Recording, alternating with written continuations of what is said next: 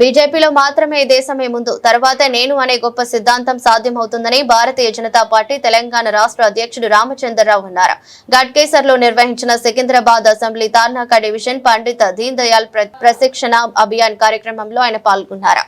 అనంతరం మాట్లాడుతూ బీజేపీలో మాత్రమే సాధ్యమయ్యే గొప్ప సిద్ధాంతం దేశమే ముందు, తర్వాత నేను అని తెలిపారు. అలాగే సిక్కులకు అండగా బీజేపీ ఉందని, నాడు వాజ్పేయి నేడు మోదీ ఉన్నారని రామచంద్రరావు పేర్కొన్నారు. 1984 యాంటీ-6 రైట్స్ ఎప్పుడైంది?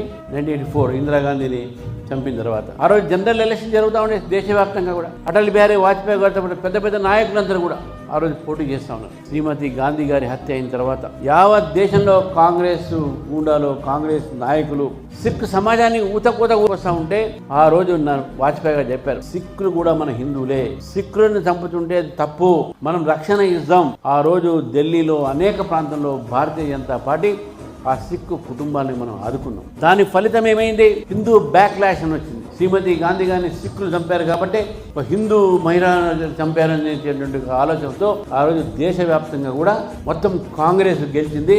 భారతీయ జనతా పార్టీకి 2 సీట్లు వచ్చినాయి. అందులో హనుమండ ఒకటి, గుజరాత్లో మెహసానా ఒకటి, అటల్ బిహారీ వాజ్పేయి లాంటి వాడు కూడా ఓడిపోయారు. అందంగా ఆ రోజు మనం అధికారం కోసం ఆలోచించుంటే, మనం కూడా గొడవలో పాల్గొని ఉంటే ఈ రోజు సిక్ సమాజం మొత్తం కూడా భారతదేశాన్ని నుంచి విడిపోయే ప్రయత్నం చేస్తుండే, మేము భారతీయులు గాము అనేది ప్రకటిస్తుండే. కాబట్టి ఆ రోజు భారతదేశాన్ని కాపాడాలి, అధికారం కాదు మనకు కావాల్సింది, ఈ దేశాన్ని కాపాడాలని అటల్ బిహారీ వాజ్పేయి తీసుకున్న నిర్ణయం ఈ రోజు కూడా మన దేశం ఒక సమగ్రతని కాపాడుతాము. ఇది ఒక లక్ష్యం, ఒక ఆదర్శం కింద తీసుకోవాల్సిన అవసరం. మరి విలువల గురించి అంటారా?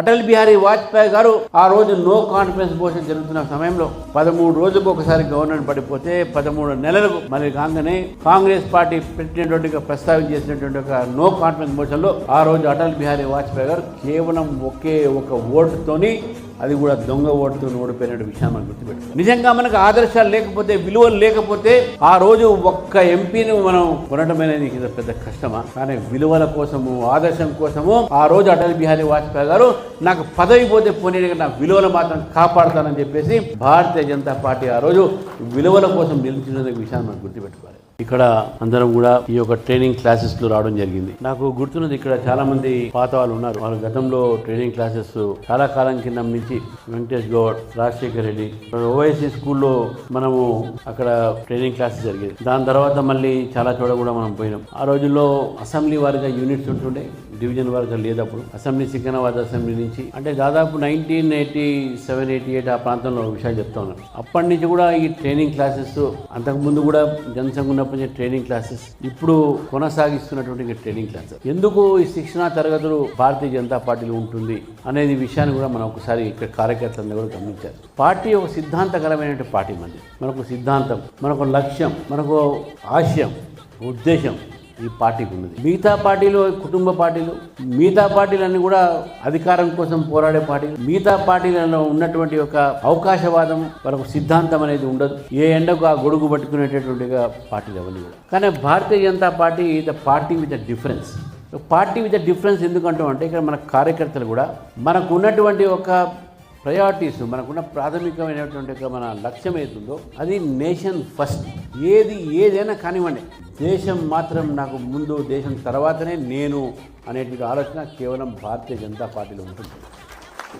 అధికారం కోసం ఎప్పుడు కూడా భారతీయ జనతా పార్టీ పాకబడలేదు. అధికారం కోసం ఎప్పుడు కూడా తహతహలాడలేదు. అధికారం కావాలి, రాజకీయ పార్టీకు అధికారమే లక్ష్యం. ఎందుకంటే తద్వారానే తన ప్రోగ్రామ్స్ అదేవిధంగా ప్రజాసేవ జరిగేది అధికారంతో జరుగుతుంది. ఒక రాజకీయ పార్టీగా లక్ష్యం ఉన్నప్పుడు కూడా, కానీ రాజకీయ పార్టీ అధికారం కోసము సిద్ధాంతాన్ని కానీ ఆదర్శాలు కానీ మనం పక్క పెట్టలేదు. This is Anchor Ravi. Hi అండి, నేను మీ Jabardasth auto punch Ram Prasad. Hi, it's మీ మాధవీలత. హలో అండి, నేను మీ సుడిగాలి సుధీర్. హాయ్ హలో, నేను Jabardasth Shri. Please subscribe to Public Talk TV. Please subscribe to Public Talk TV. Please subscribe to Public Talk TV. Please subscribe to Public Talk TV.